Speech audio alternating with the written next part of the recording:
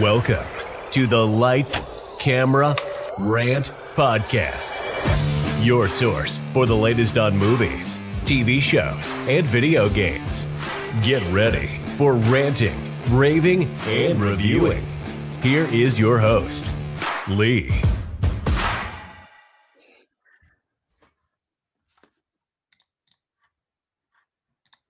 My bad. Hi, everyone, and welcome back to another episode of Lights, Camera, Rant.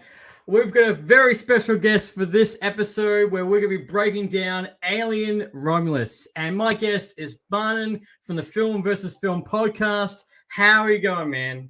I am very well, thank you. It's great to be here. Glad to have you back. I was just looking the last time you were on here, we reviewed The Last of Us Final.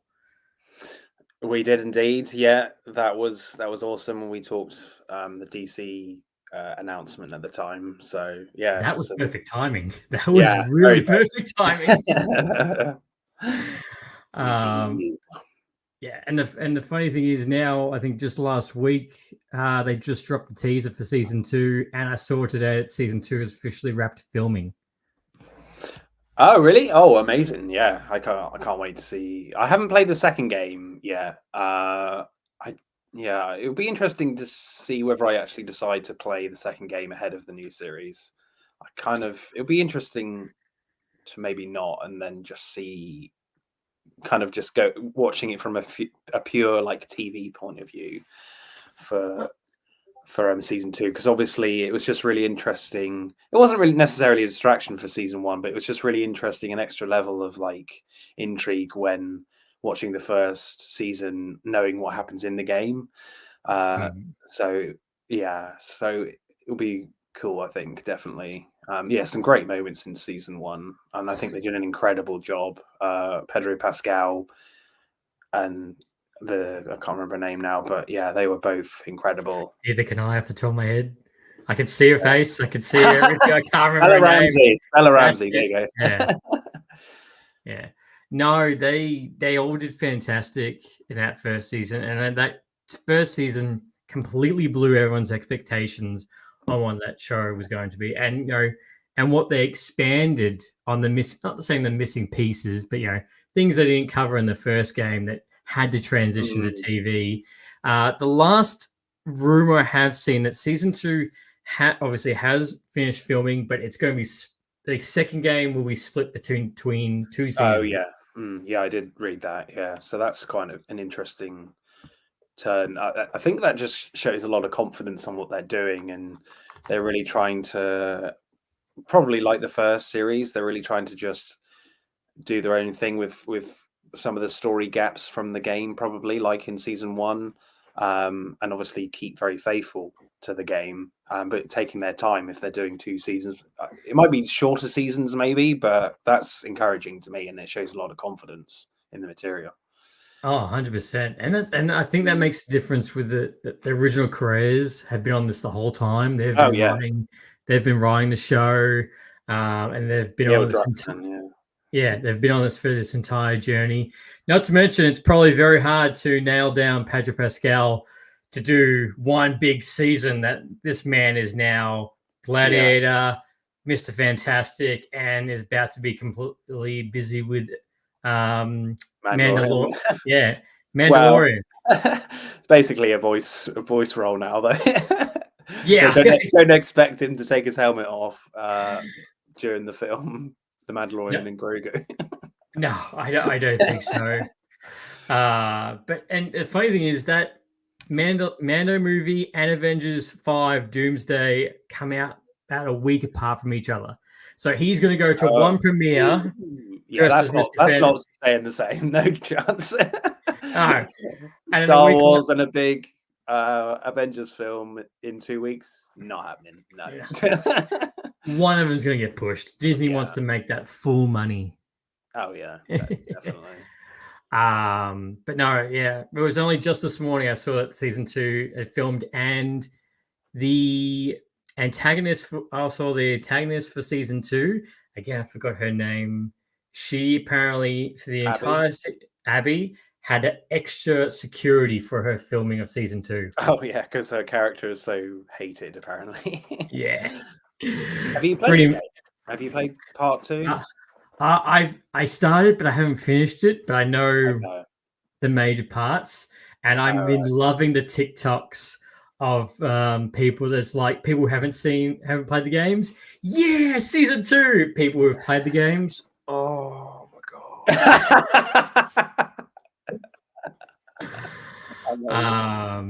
But dark shit coming yeah, up. really, yeah. do not go into happy going into this season. But yeah, I just hope that Effect season 2 will live up to the hype. And again, it's going to be a whole month of Pedro Pascal. Yeah, definitely. Nothing wrong with that. No. Obviously you got him as a Roman general in Gladiator 2, so Mr. Fantastic next summer as well. So he is on Hollywood's top list at the moment. 100%. Not to mention he's also he's IMDb page. He has got like nothing under a 7. His average is 7 and 8 because of Game of Thrones, because of The Mandalorian, because of The Last of Us, and the other projects he's done. That's just like how high he's sitting. Yeah, that's cool. That's impressive. Definitely. Hopefully he keeps it going. Yeah, so do I.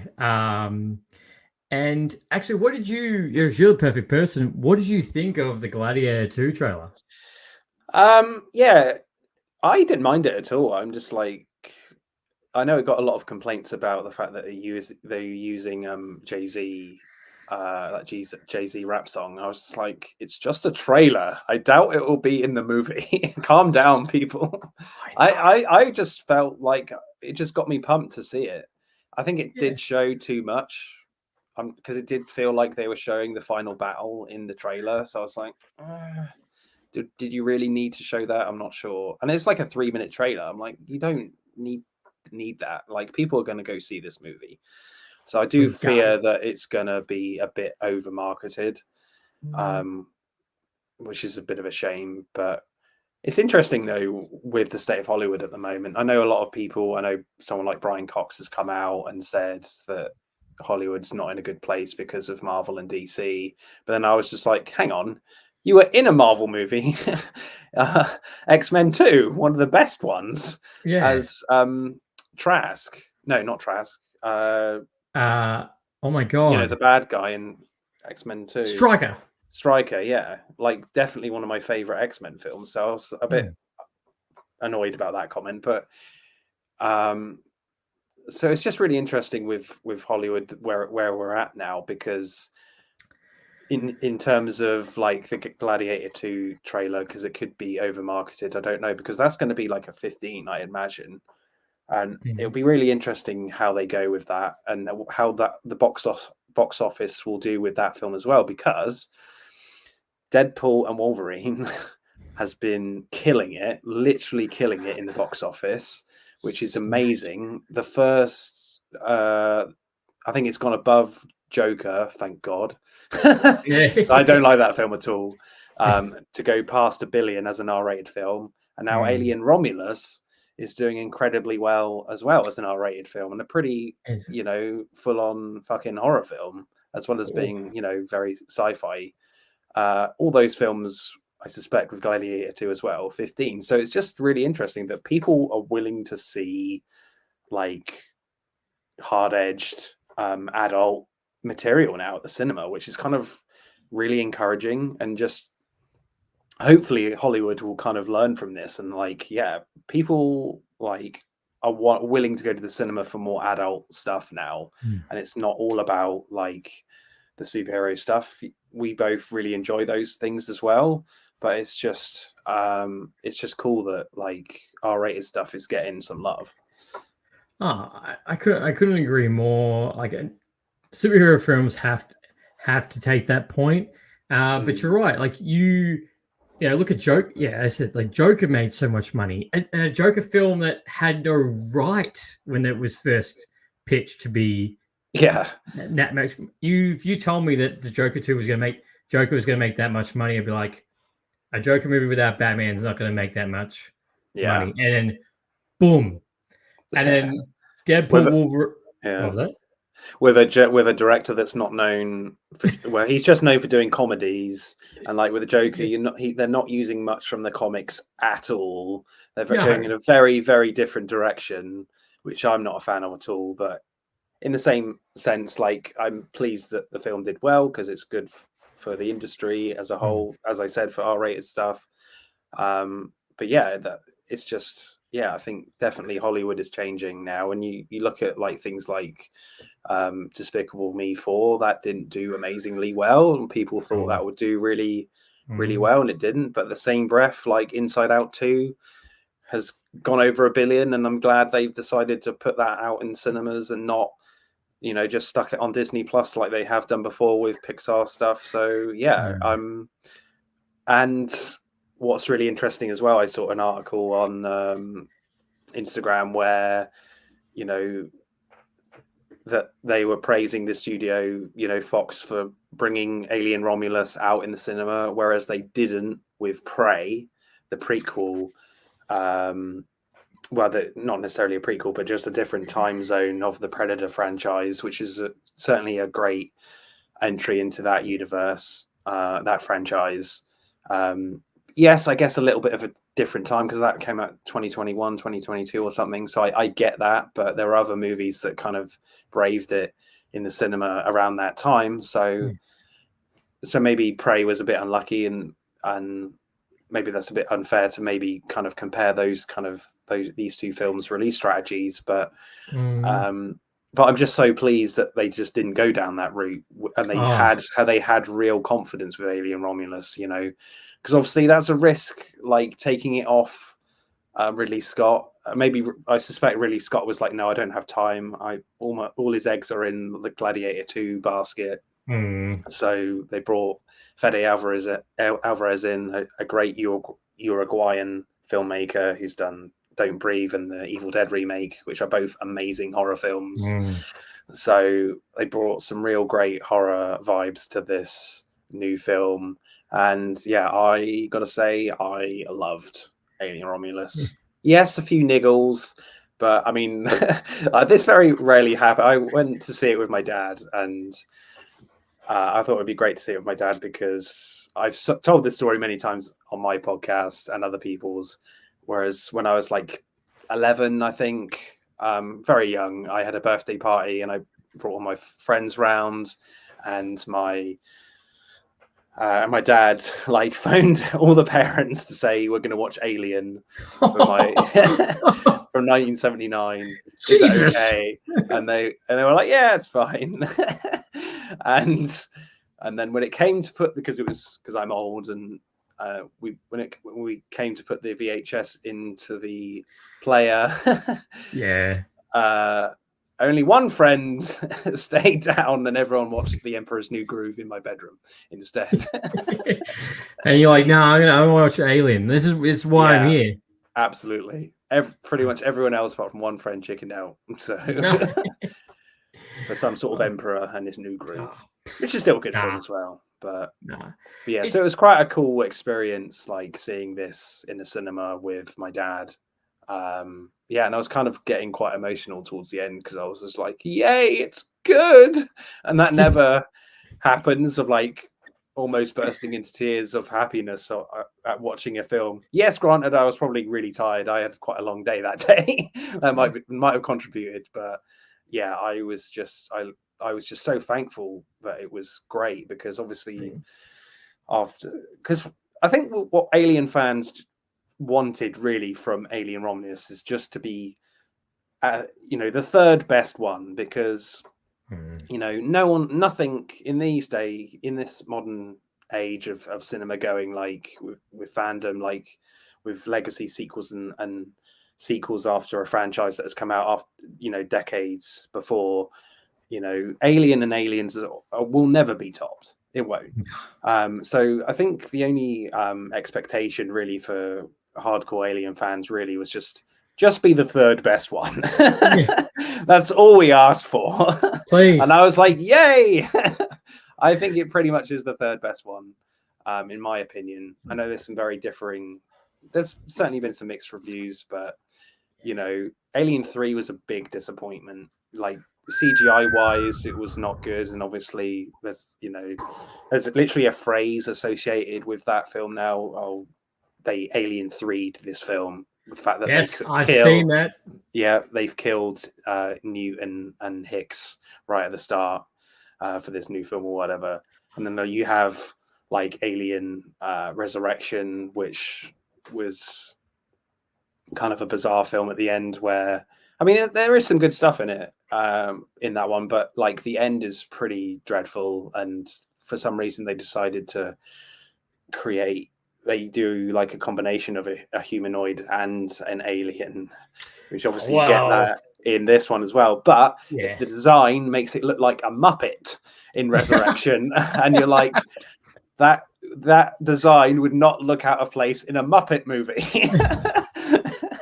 So that was my big problem with that, with Alien Resurrection. And then, like, as we've both talked about with Prometheus, it's stuck between trying to do something new and then having, I would imagine, studio interference with trying to link it to the Alien franchise. And I don't think it entirely works. Too many questions, not enough answers.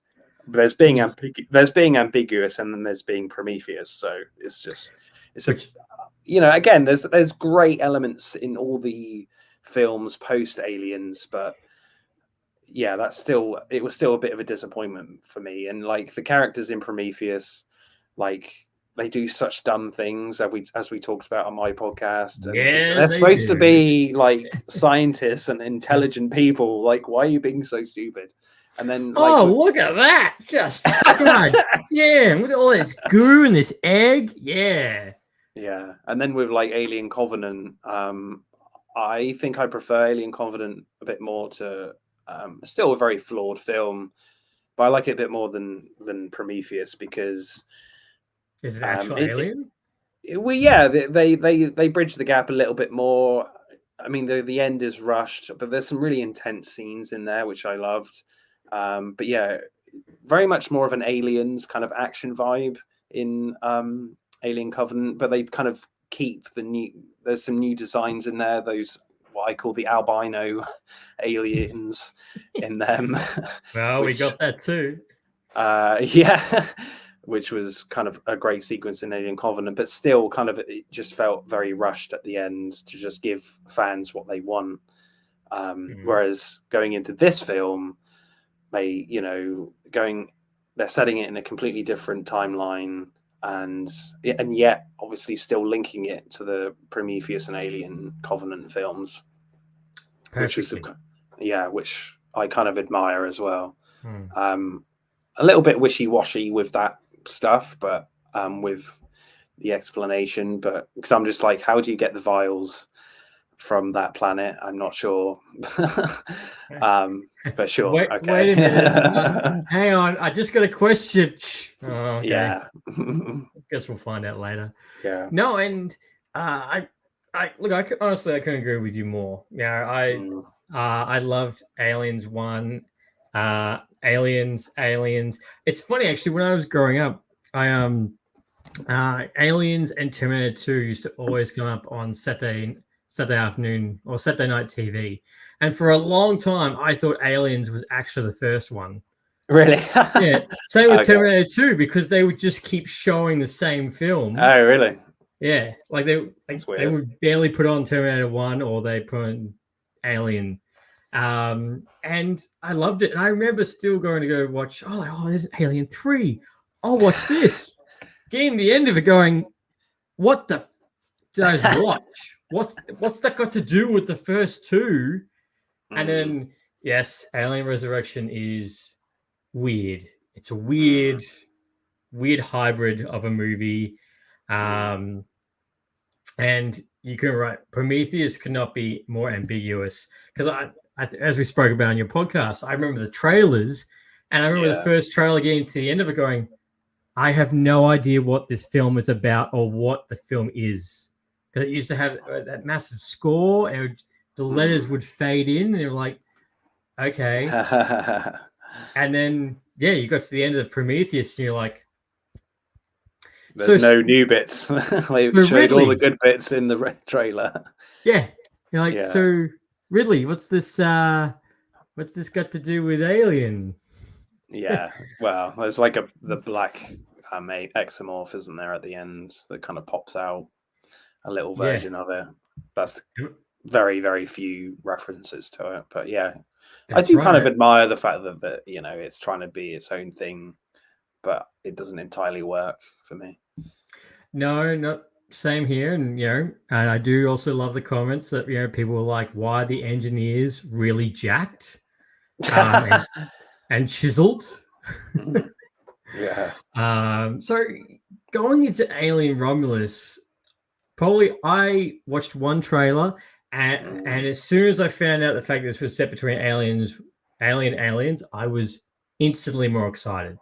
Oh yeah, because you just get just from a first reaction to that announcement, it's just like you're gonna get like all the older tech style and all that kind of visual intrigue that you get from the first two original films. So that definitely excited me from just that point of view, that like it's just you're gonna have that similar aesthetic type of aesthetic, and atmosphere, which was very important to me, like going into this, and they definitely achieved that for sure. Like cinematography wise, beautiful stuff, and that was fantastic. And one of the comments I did to one of my friends after we watched this film was, you could literally watch Alien 1, 2, and 3. Alien Romulus, Alien 3, and it looks seamless. Yes, Alien Romulus is going to look that little bit more updated, but all the aesthetic, all the old keyboards, the rough industrial tech that used to be like that, like between this and like Blade Runner, like just that rough. And when you said before, this movie was an R-rated with a budget of 80 million. It's currently at 110 million global box office right now. It's 20th on the highest grossing movies of this year so far. The one that's in front of it is Civil War, which made 122 million. Oh, really? I've not caught that one yet, but yeah, it's encouraging signs. Yeah. So you haven't said your opinion on Alien Romulus lately. No, beams, man. I really enjoyed this. I liked. I did all what I have to say. I'm like, this is Goonies, but with aliens. This is like so. I can see that a little bit. Well, just going bratty British kids. Just like someone's just watching Goonies and gone, they were better with an alien in space. Perfect. And the aesthetic, I thought Andy was the MVP. Oh yeah. David Johnson, he was great. They do some really interesting stuff with the synthetic here, because like there's something very new and fresh, and I found it really fascinating. Kaylee Spaney's character, the main character, the Ripley type character here, and Andy is her brother, which for her, emotionally, is her brother, which I found really interesting, and it's quite a bold move in those opening scenes on this like mining planet, where depressing mining planet. Yeah, because a lot of the other like alien films, they certainly keep it a secret, like who is the synthetic on board on in the ship, in the crew, whereas they tell you, frankly, through David Johnson's incredible acting, that he's the synthetic straight away before you even get told, quite quickly anyway. And it's just because he's playing it.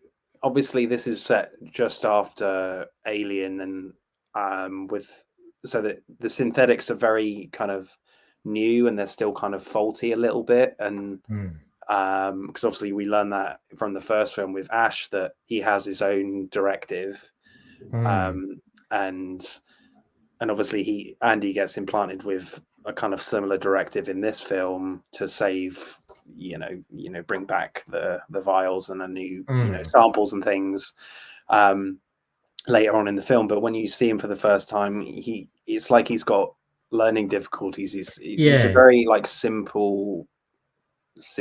I don't want to be like rude or anything, but you know what I mean. Yeah, I know what you mean. Yeah, 100%. Like, and it was just a really bold move to like go with that, knowing because I think the story was that Rain's dad found him in the trash and or something, and just reprogrammed him to be a sibling for Rain, and that's quite an interesting take. And she's very protective of Andy throughout this film. And then obviously when they have to change over his programming to work to open the doors in Romulus, the abandoned space station, and obviously this is just some really great conflict and character relationship dynamics there between Rain and David, because how much of like the Andy that she knows is in there, and how much of the new programming is taking over, which is saving their life at the same time. So, and obviously there's a lot of kind of what they explore in Blade Runner, both Blade Runner films. There's some clear, obvious prejudice against synthetics in this world, like you have in Blade Runner. Bjorn, I was like, I hope you die first. I really hope you get face hug first for what you're doing to Andy. And you slightly understand why, which is explained. The reason why he doesn't like the synthetics is because a synthetic killed his parents to save a mine that was apparently collapsing, and 3 humans had died. I understand that, but I'm like, this guy's not a threat. I don't. So that kind of dynamic was really interesting, and certainly from the point of view of Rain, because Rain like is very protective of him, and yet like, because there's that incredible scene that's just come into my head where I think they let Kay. She doesn't die at that point, but Kay gets taken by the xenomorph from behind the door. Got to say though, like an incredible sequence of like the xenomorph like stalking her. I was just like, this isn't, but at the same time, like you have the face hugger sequence, and they're kind of connected. Sometimes I kind of complain the fact that you've got, when you have 2 kind of intercutting scenes, but when they're not connected, it's frustrating. But when you have the face hugger scene, when they're trying to, the don't breathe sequence where they don't want to make any noise walking through, and yet the brother of Kay, I think they're brothers anyway, siblings, is trying to communicate with Kay, who's trapped in the xenomorph, with the xenomorph. That was just like, oh, this is so intense and amazing. On both ends. And that don't breathe scene, I was like, oh, like he just could die at any moment with these face huggers. And I will admit that the brother I thought was like the most not anticlimactic, but I'm like, you tried to kill the xenomorph, you fell over, and you got the blood poured on you as you're dying. I'm like, I'm like, yeah, you deserve an uneventful death right there because you're an idiot. But great kill though. Like, I don't think we've had a kill with the acid blood from an xenomorph. That was cool. No, we've seen it go onto people, but not kill anyone. Literally his hands like melt away. I was like, wow, that was cool. When it was landing on him, like his arm, and you're just watching it go through. I'm like, oh, yeah. And that was in that scene as well when he gets killed. That's a new bit of because there's been a lot of complaints that this is with negative reviews. It's been a bit of a hit list of the Alien franchise, which I can understand to a certain extent, but there's definitely, I think they riff on those references quite well, in my opinion. They're not doing straight up callbacks for me. I don't think they definitely put their own spin on it. It still feels very original, and there's definitely some new lore in the Alien franchise with that guy's kill, Bjorn, because after the xenomorph chest bursts out of Navarro, and you see which like was good. Oh yeah, the snake skin on the floor. Then you're like, okay, the exomorph is going to jump out at some point. Where is it going to be? No, it's in a cocoon thing, and I don't think we've ever seen that before. No, so it's literally like continuing to grow into the exomorph that we know. And I loved like the way it came out. Like he's trying to like prod it with the zapper thing. That goes horribly wrong. I'll just stick it right in this massive cocoon of an alien. What's going to happen? Yeah, and I love the fact that he kills him after that. I think it tail to the face or something, and then the acid blood goes over him. But just the whole sequence, the way, because like the other characters come to see what the fuck is going on, and the kind of the head kind of comes out of the cocoon thing, like it's an actual birth, and it's just like very kind of horror sexual stuff going on there, and just the way like the I don't know if you noticed the fingers, like they kind of bend into place from the other side of its hand. That was incredible stuff. And just that whole sequence where they're kind of running away from it, I think, and you have that incredible backlit scene of the exomorph, it all in red and it's all in black with red light. That was amazing. I don't think it's in the trailer, but that was incredible. That was your first full sight of the exomorph. It's well worth the wait. And that's another thing I was gonna say before. The marketing for this movie, all the posters have looked so good. Yeah. A new thing for the alien. You kind of associate it with like green and blues a lot, but this is like stark red. That's right. Which is cool. The red poster is the one I've seen everywhere. Yeah. Did you see? I think I put it up on my story. That on one of the screenings there was someone with like a chest burster thing on his chest in the screening room. I was like, that is amazing. I'm like, that's cool, but also terrifying at the same time. And when Navarro, when they take off the face hugger, I can't remember if I have seen that in the past. When it comes out of her mouth, like the actual thing, the tube, I'm like, ugh, I don't think I. Yeah, that was disgusting. I'm like, I don't think I've seen. Well, I can't remember. Usually they just rip it off. Oh, they fall off. Sorry, they just fall off. Yeah, when they're done. Yeah, well, that's what happens in the first Alien film. Yeah, so I had a bit of a qualm there with the fact that it felt a little bit easy to get it off just by like spraying some, liquid nitrogen or something on, the fuel that they have to get. Yeah. A little qualm, but it did feel a little easy. Well, how do you feel about the other qualm that I think the most common people I've seen is about it's Rook, isn't it?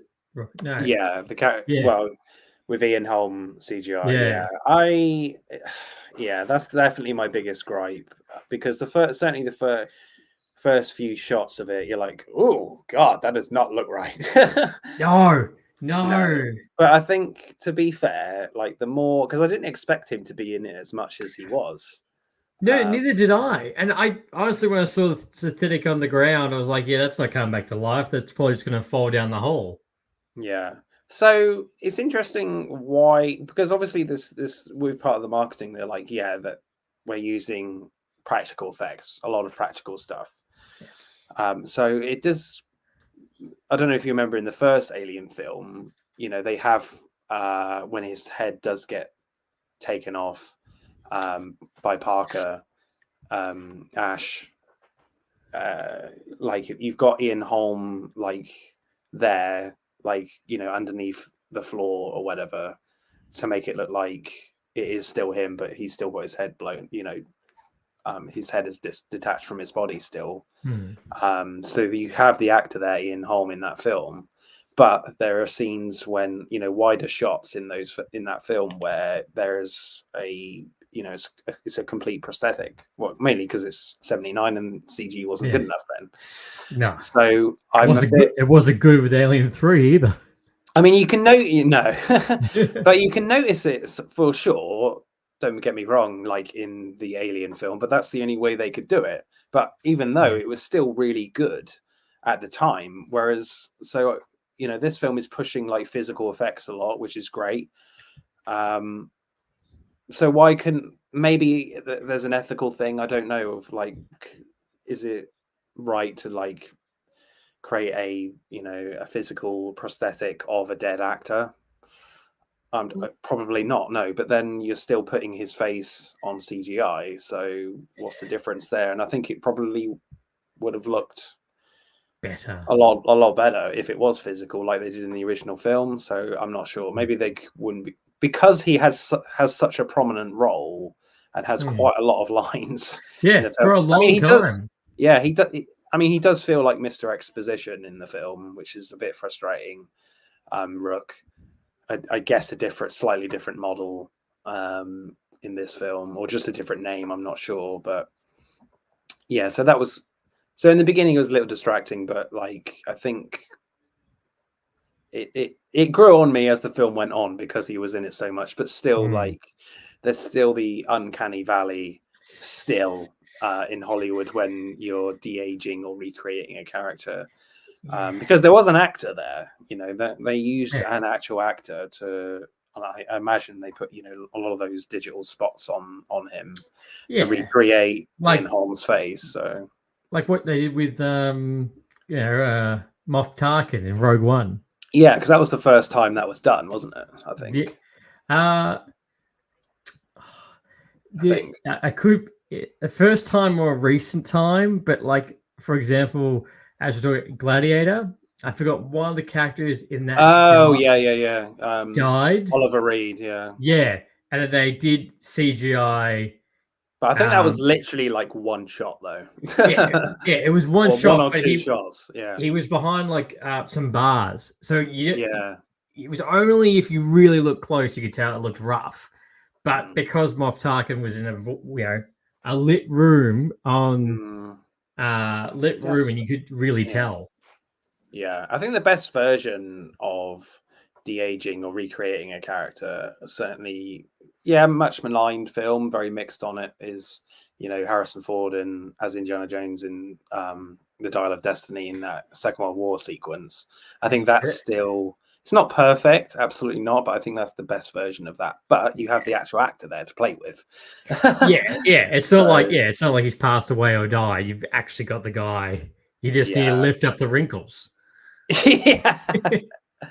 So from a story perspective, in this film, Alien Romulus, using Ash/Rook, it just sounds weird calling him Rook. I don't. It's Ash. A Ash version of Ash variant, if you will. It's true, Ash variant.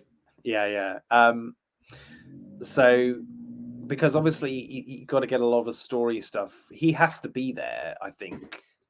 Or you have, like you have in Alien, like a lot of monitor stuff that you have to read, maybe about or reading, the ship's logs about get all the exposition out. So I don't blame Fede Alvarez too much for creating that character, because he clearly wanted to respect all the other films, and so you kind of have to have that element in there to make this story work. And I think if the story does work, and I think the story as a whole, just with these, I think it's just a really great different angle that we're seeing at like a different world that's not Earth. It's just like a mining colony, and we're going back to the rough, gruff, like tech, because I know, I've talked about in the past, like people were kind of complaining about why does the technology look amazing in Prometheus and Alien Covenant? Well, Prometheus was a science mission, and Wayland was literally on the ship itself, so he's going to put all his, as much money as he can possibly think of to do that mission, to meet his maker in that film. So of course the tech is going to be incredible, even though it's set before Alien, because Alien, they're space truckers. They're not going to be Wayland is not going to want to use a lot of money to give them high-tech equipment to shovel ore, fuel. No, and the second one's more of a military operation. And obviously, with Covenant, that's a colonization mission. So you need very good scientific tech with that. So it was kind of very refreshing, the fact that they're going back to the more lower class, if you will, of Wayland tech that matches kind of the space truckers of Alien, and that we're focusing on desperate people, desperate kids. And I suspect I've only seen this film once, and it's probably quite a stupid decision to try and desperately go to an abandoned space station that has just turned up on their radar to try and find cryopods. But I'm like, they're kids, they're desperate, they're just going to be, if they don't do something, they're gonna just be stuck in a mining town, a mining planet for the rest of their lives potentially. And they make that very clear with Rain's character. They're like, no, things have changed. You're here for another 2 years. You haven't finished your contract. We're doubling it. Sorry. So they're desperate people. So of course they're going to make stupid fucking decisions. So if people complain, that these decisions are stupid, well, of course they are. They're desperate. You're desperate. Whereas in Prometheus, and Covenant, these are supposed to be intelligent people. Supposed to. In this, they're written as very flawed kids. Which I totally appreciate from Alvarez and the writing team. I couldn't agree more. And that's the one. That was the one thing I did like. Oh, there's a spaceship coming in that we could jump onto. 10 minutes later, oh, it's a space station. Oh, I've completely read this wrong. And it's, bloody massive. Yeah. I'm sure that technology would still tell you the difference between a spaceship and a space station. Yeah. But no, and you're right. All these kids have been desperate, so that we've done anything. Yeah, and Bjorn says that he wants to get out of here. He's willing to do anything to leave. It definitely feels like kind of a slasher film, like a group of characters go to like a cabin and kind of fuck about and just trying to steal some shit, but it feels like that in space, which I dig that. I think that's a really great way of approaching this film, and you're not going down the really scientific and physiological, not physiological, not that way. No, I think it also raises the stakes with it being all the kids instead of being the adults, and we for example, we saw the new rifles that has the automatic aim. Which is kind of really interesting, obviously riffing off Aliens, and I don't know, that might be from a dark horse comic. Those guns were in there, and I was definitely getting a lot of like Alien Isolation vibes as well. That video game, I was like, I maybe would have liked a little bit more of that kind of style of horror, but you did get that great sequence with Kay, which I absolutely love. So I can't wait. Frankly, I can't wait to watch this whole film again. But I guess like my only niggle with like kind of the references to Aliens in particular, because for me, like the references are the least strong with Aliens. Because you have the pulse rifle stuff and the kind of the automatic aiming, and it does feel very video gamey. But like when she is using it, it's a bit static, and like the xenomorph are coming towards her. She puts the anti-gravity on. Andy is holding her down.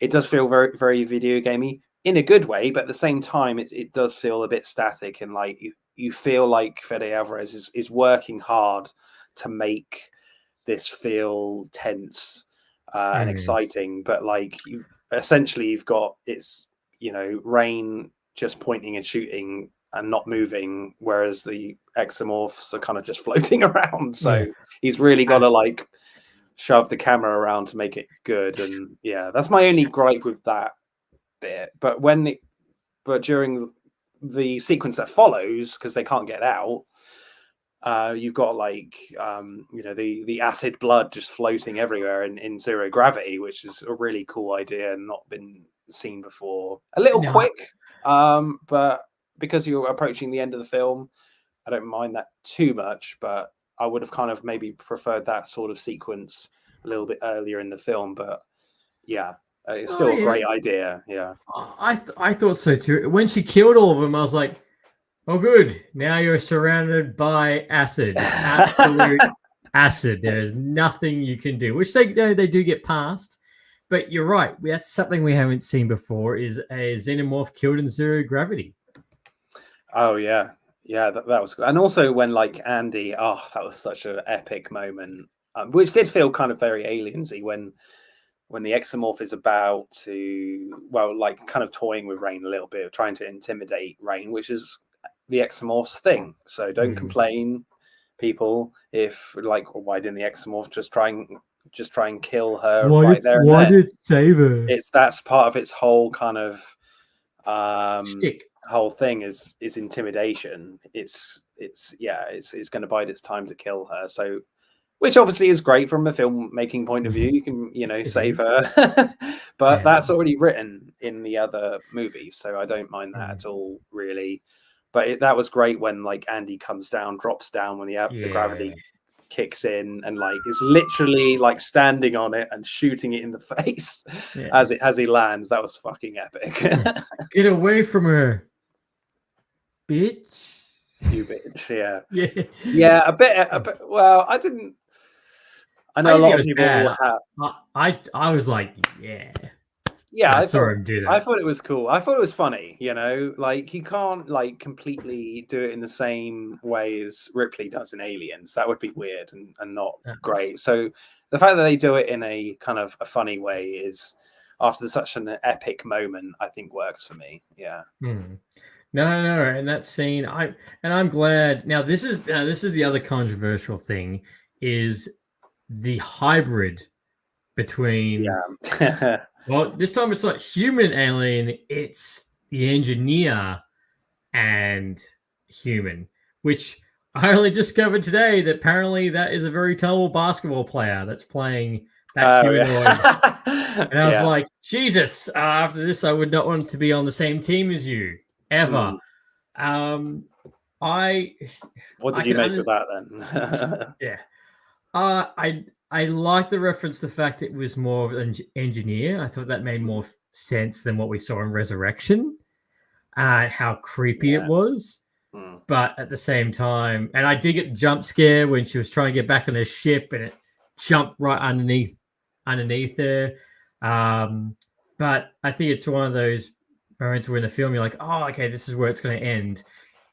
And here's an extra 15 minutes. Yeah. Okay. I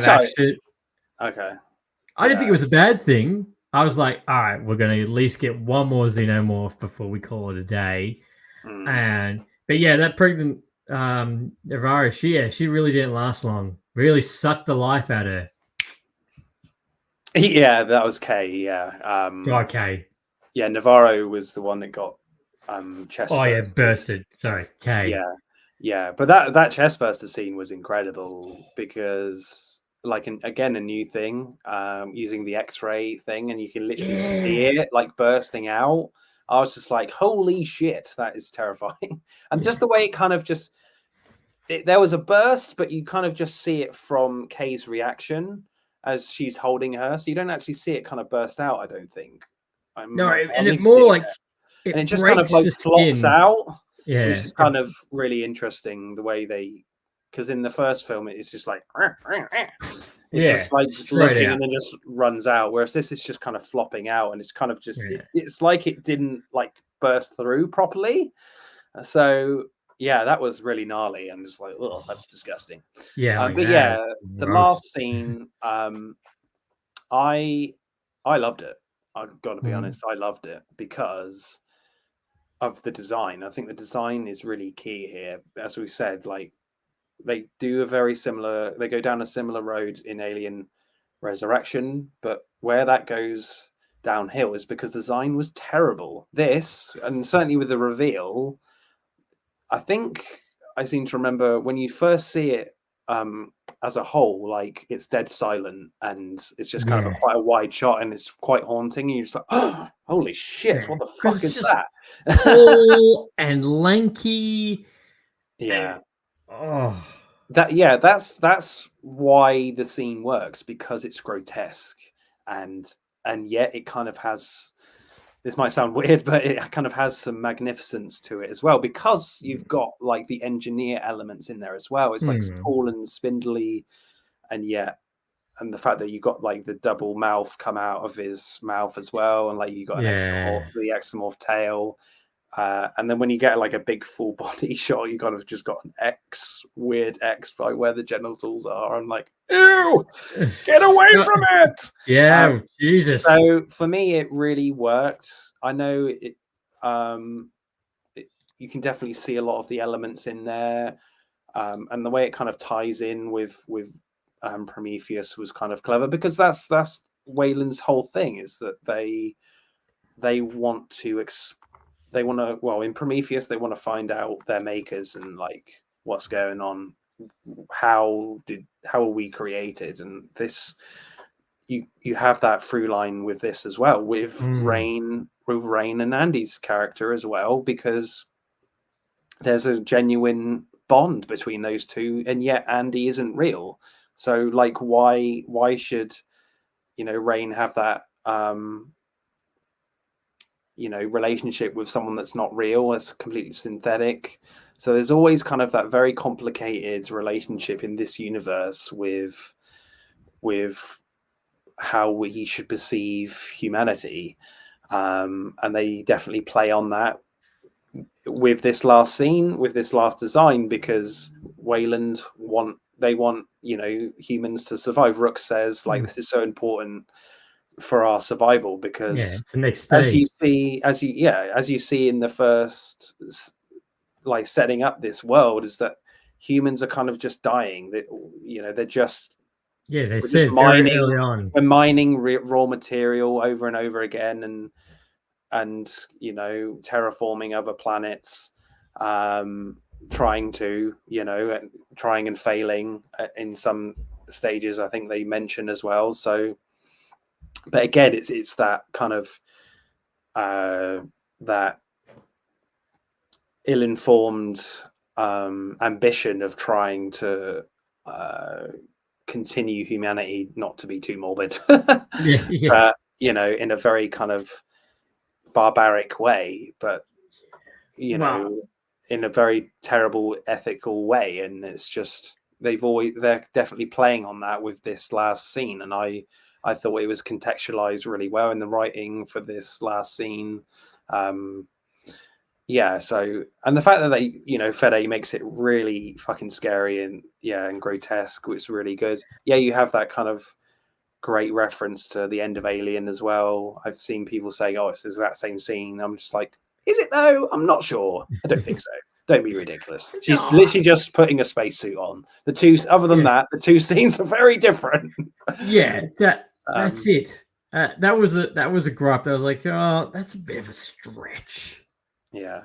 To have a crack. I'm like, how about you talk about how their ship happened to perfectly fall back into the space station after getting knocked way out. Like, why don't we talk about that?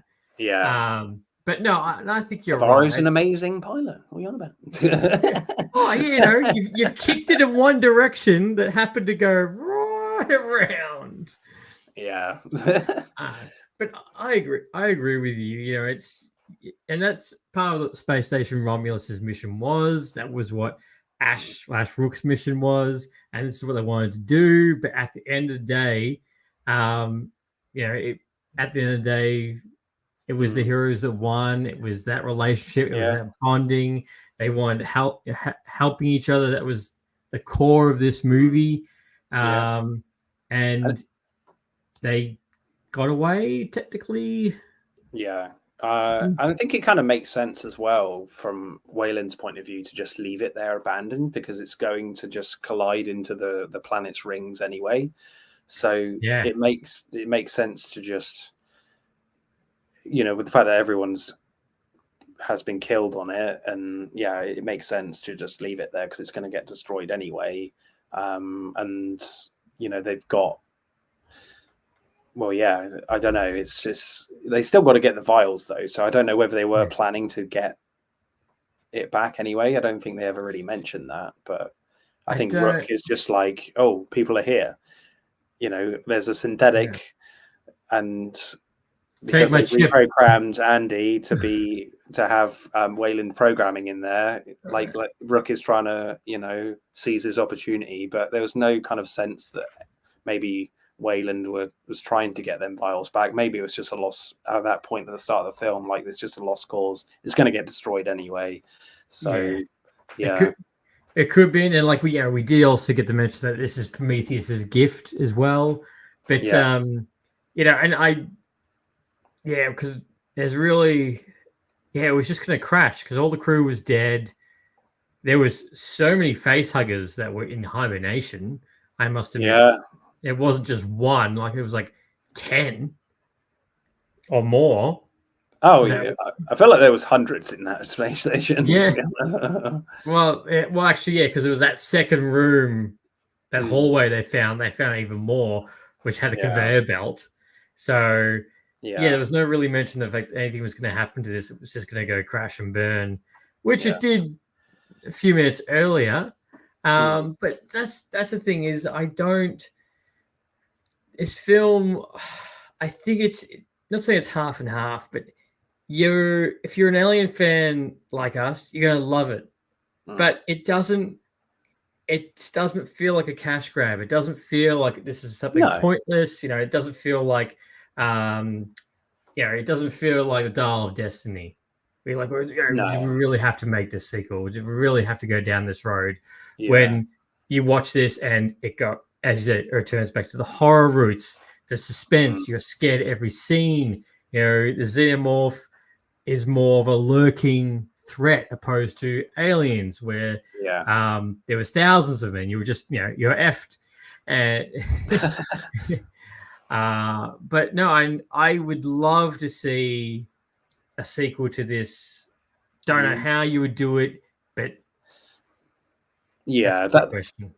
that's the I think the problem with like the Alien films is that there's at the end of these films there's always never a lot to really play with, because a lot of the characters end up dying.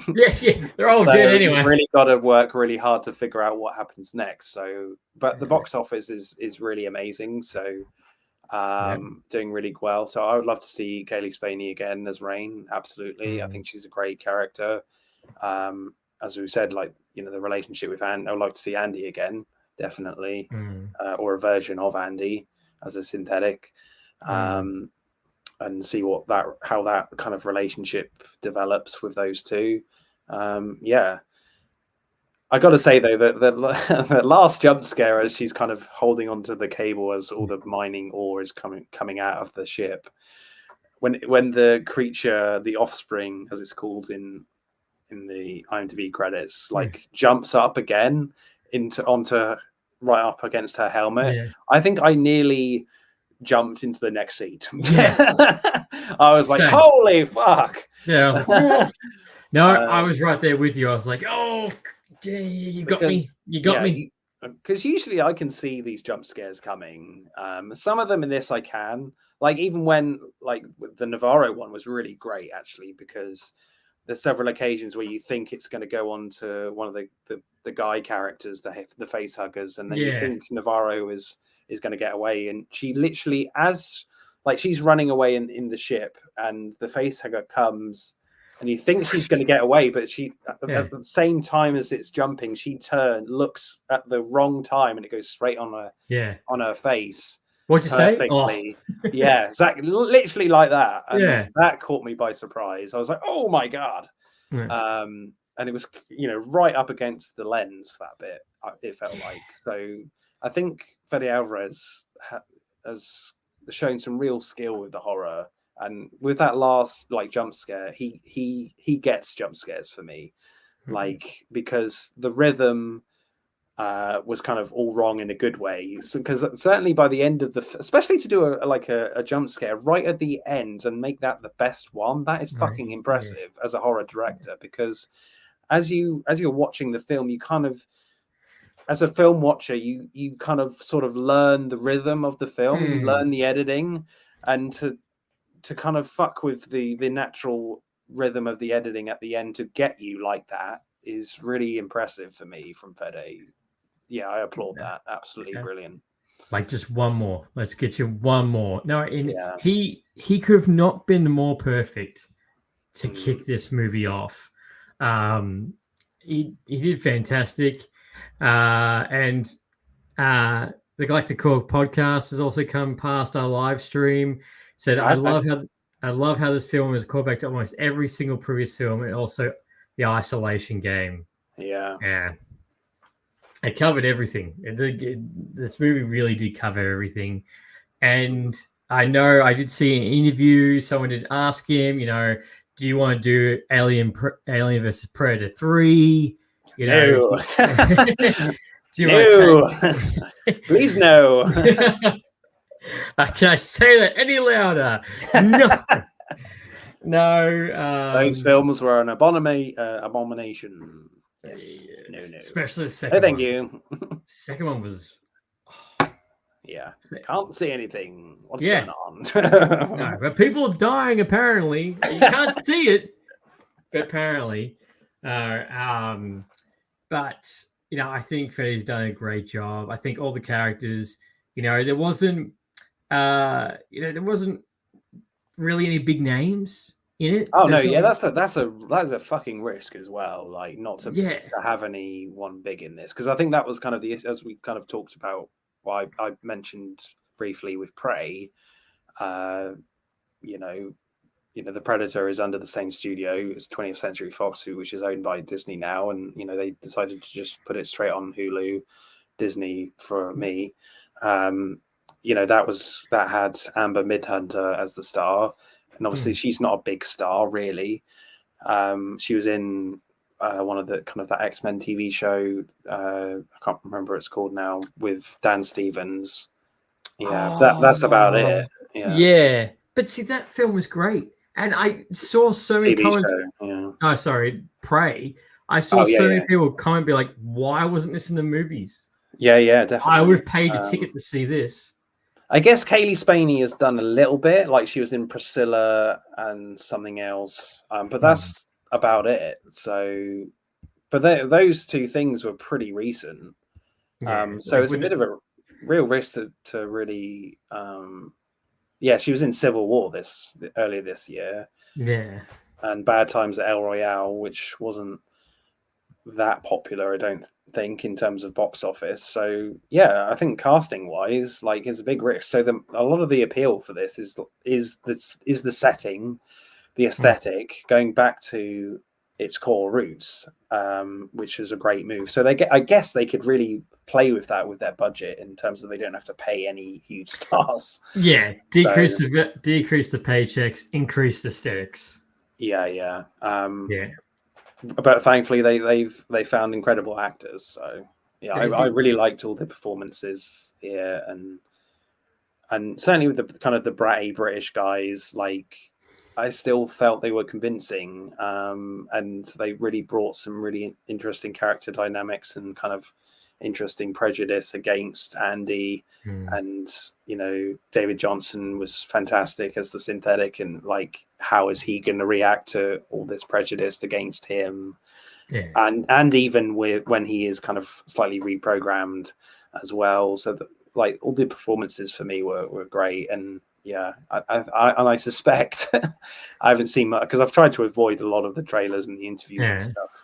I suspect there's probably not a lot of acting required with the fact that you've got a giant, 6'5" or whatever exomorph, bearing down on you. Yeah, you don't really need to do much acting there. Well, especially the fact it's all physical. I would react exactly the same way. instead of being a tennis ball on a Oh yeah, the fact that you've got this real thing right in front of you, and not to mention the face huggers were actually all remote control, or at least few of them. yeah, on the definitely ground. a lot Like, of them, yeah. And some of the xenomorphs were all animatronic. Some had a guy in a suit, going very old school. So, I mean, that you might think that might be the obvious thing to do in a film like this. Of a really easy decision to go that route and don't use CGI, because when you use CGI and you're shooting plates and stuff, like, you can kind of make life easy for yourself, and you can really kind of play with where you put the exomorph and the face hugger in the shot, in the scene, or whatever. You can really make some very, very precise judgments of where you put your monster in your film. So going down the physical route, practical effects route, that's actually quite a brave decision, really, because that requires a lot of skill. One, to get the design right from the makeup and designers point of view, and that's another thing to add, is that it was very important for Fede Alvarez to literally bring in the original designers from the original films to come in for this one, which is amazing. So yeah, using practical effects is a risk, because that puts the onus on Fede to really to be very precise with the directing to make this work. Sometimes you can feel, certainly with, like, as I said, like the aliens sequence with the pulse rifle, you can feel that maybe going practical maybe wasn't the right way, because it's not always the right way going practical. Because I remember, what was it? The Book of Boba Fett with the terrible, like, scooter chase. That's all practical. And it looks shit. It looks so slow. So I'm just like, that might actually be looked better if it was digital. So it's not always the best way to go physical with practical effects. But on the whole, I think Fede Alvarez does an incredible job, and it kind of forces you to go down the kind of the alien route of directing anyway, because you're very limited on how to shoot these sequences. So I have massive respect for Fede. It's not perfect, I don't think. But it was still incredible for me. Yeah, I'm glad he did all the majority of the practical effects. There could be an argument made that with Ash/Rocket that could have been with a budget, money kind of slipped, but no, I think it shows better. And like, that's one of the biggest compliments about the film. I've seen everyone saying the fact it's nice to see practical effects again. It's nice to see all that. It's no more CGI where things look funny and it doesn't look as bad. Like, don't get me wrong, like, I love superhero films, but then when I see something like this, it just makes you appreciate that a little bit more. Which we also do have a comment. I got Frank on the YouTube saying, I've seen the movie. I liked the very first part very much. After that, it derails and lost me completely at the end. Less is more. I'm disappointed, to say the least. Oh, well, I was going to say, well, Frank, do you think the film should have been shorter, or not as much action, or had they should have taken out the hybrid? Yeah, maybe. I can see where he's kind of coming from, and maybe he's like a big Alien fan as well, and kind of wants more of a smaller film, and I totally get that. And I think sometimes certainly with Hollywood right now, like, you've got to really kind of, you can't really make a film just for the pure Alien fans. You've got to, like, kind of expand it a little bit and action it up a little bit. And as I said, like, I totally get what he's saying. Bingo. Yeah, I get that. But I think with Fede, like, he's trying to respect all the films, because there are good things in all of them. Not a lot in the bad ones, but there are some. And I think it's really kind of brave from him to really kind of respect those films as well. And as I say, like, the last design really works for me, because it's so kind of grotesque and magnificent Slender at the same Man time. and yeah, really kind of it freaked me out for sure. So if it freaks you out, like, it's doing its job. Yeah, he did it. He's mission accomplished. No, Yeah. and that's the thing. That's not, this movie stands on its own, regardless of all those references to all Yeah. 5 Alien movies. It Yeah, still we don't stands. count the AVP ones. Don't count them. Nobody counts them. No, it doesn't weigh it down either. No, I don't think it does. I think for sure it definitely treads a line with referencing the other films, but I think it does it in a fresh and an original way.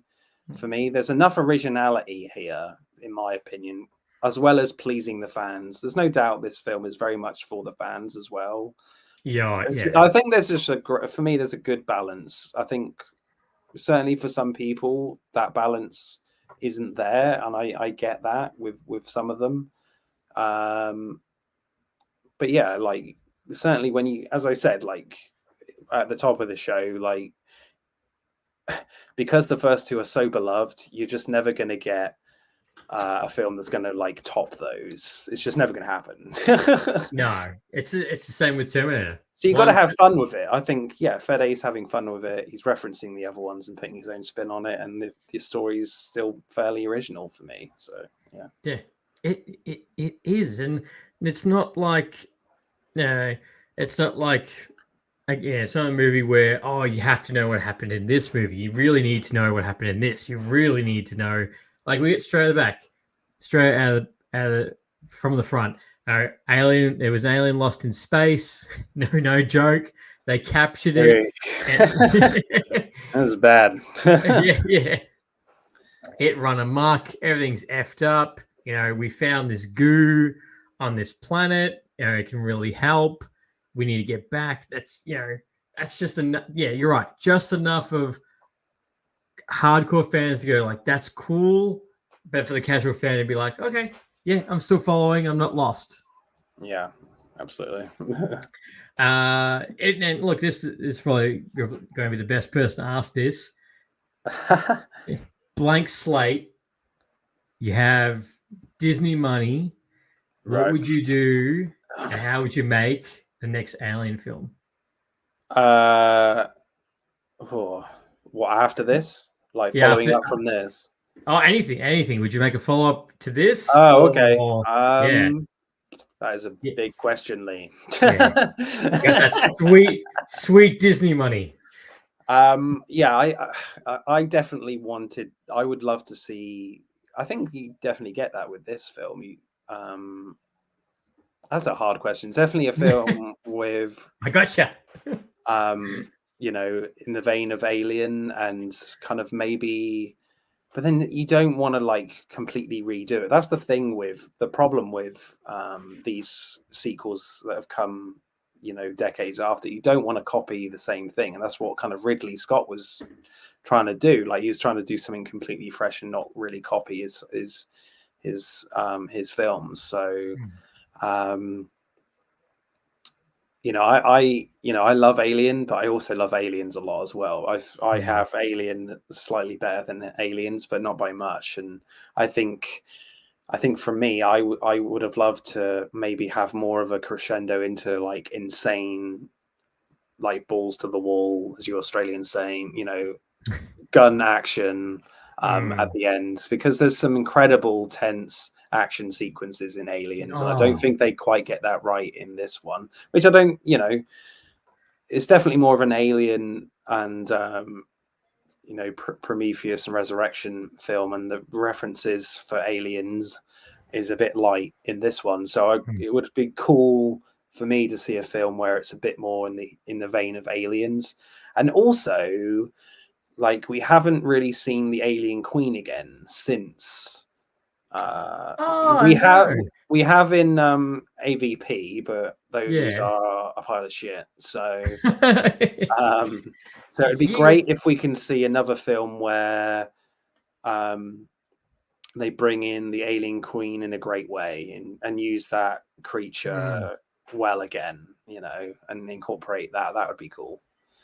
Yeah, that's true. Actually, we haven't seen the Alien Queen, and we didn't get that at all in this one. And I would have to agree with you. I would, if they're going to make another Alien one, not copy it, but I would like another military style Alien movie. I feel like with Prometheus, Covenant, and with this one, we've had more of a homage to that first Alien movie. I'm like, let's just turn the stakes up, but not go ridiculous, but just something more. Mm. 6 people are trapped. You've got 5 bullets in the chamber. Yeah, yeah, more of a military kind of side to it. Yeah. For some reason, someone's really good at swords. Like, I'm up for anything. That's always kind of the starting point, isn't it? With Alien films, it's just like what situation are we going to put these people in? Like, who are these people going to be? So we've had, space truckers, we've had military guys, Marines, we've had prisoners, science crew. Yeah, science crew, colonists. So a lot of different. So it's just finding that opening of like what type of space people do we go with for the next one? And now with this one, it's kind of desperate kids on a mining planet. So that's a good point. It's like, yeah, what else do you? How do you do it? Because I know I can see that Disney's looking at this and going, "Oh yeah, we need to make another one. We need to greenlit something." Yeah, but I would be happy if they just leave it. They won't. They probably won't. But I would be very content with just leaving it here for at least a decade, because I'm like, this is definitely for sure the third best one for me. So I'm just like, yeah, just leave it at that for now, please. I know it probably won't happen, but let's see. Yeah, story is king, so they have to bring a great story in there to make it work, obviously. And it's just, again, like bringing in something fresh, but obviously keeping the fans happy with keeping a lot of the iconography in there. So oh, that would end horribly. Dear God. Snow on the 7 xenomorphs. Oh god. You're angry, you're grumpy. Yeah. But yeah, you're right. But then again, at the same time, which you've seen in the past, do they go down the route of not making another hybrid, but a new xenomorph that's no, I don't think you can really mess more deadly, or more arms or something? No, you don't want to. You got to keep the classic design for sure. For me, you can't fuck with that. I think I saw something online as well, like on Facebook, I think, whereas maybe you go down maybe the Prey kind of route, and you like maybe set it on Earth, but like in a completely different time period, like feudal Japan or something. Someone suggested, like you have in Prey, where a predator comes down, with Native Americans, with that film. So yeah. Samurais against exomorphs. Hey, that's money right there. Yeah. Just the fact that samurai blades that think of an aging samurai who grabs his blade, covers it in the xenomorph blood, and then that's like the final scene. I was thinking maybe on like an exomorph on a nuclear submarine, but I mean, I don't think that would last very long. Literally, if the thing starts bleeding, you're fucked. So that's true. Yeah. That's a short film. A bit like that.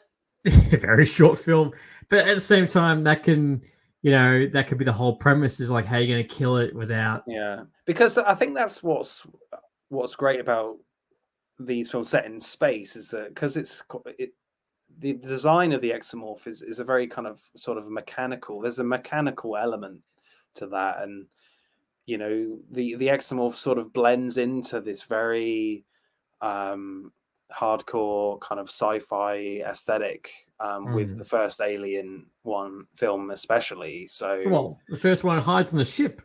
Yeah, at the end. Perfectly. So you think it's like a pipe and it's its head. Oh shit! Yeah. You know. Yeah. So I feel God, like why is this working? I feel like there has to be kind of some like bulky, steely machinery type corridors in your setting kind of thing. If you don't set it in space, you know, or in a sci-fi world, you've got to kind of have that element in there. Yeah. Or it would just stand out too much. Yeah. It's like, where can I hide? I can't hide anywhere. Yeah. Oh, I'm on a desert planet. They can see me easily. Yeah. Mad Max and xenomorphs right there. Yeah. But Man, any final words, Alien Romulus, if you had to sum it up? Yeah, I absolutely loved it. I've been looking forward to this for a long time, and I was very much satisfied. And all I was wanting was for it to be the third best one in the franchise, and it definitely achieved that. Well done, Fede Alvarez, and the whole cast and the whole team. Frankly, yeah, great. Completely, utterly smashed it, and it's well deserved for how much money it's making at the box office. Even though it's only at the 20th spot, I assume by its run it'll be up to like at least I'd get 15, 14. I think it'll get up there. Maybe, yeah. I'll make its money. But yeah, if you told me that an Alien 6 would make a shit ton of money at the box office, like we said, with an unknown cast, basically. And and like, no. Like, nah, that's I'm sure some other C movie will make more money. Yeah.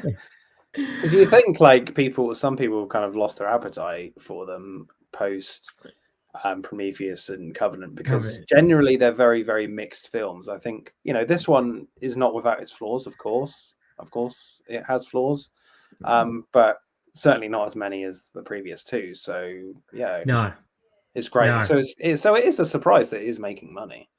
Well, I think everywhere, and like even I think Fede in an interview, he was just so over the moon how well it's doing and all the positive it's getting. And I think again, like perfectly what you said, this is coming right off the back of Deadpool and Wolverine. So for the summer blockbuster, two of the highest grossing movies are two R-rated films.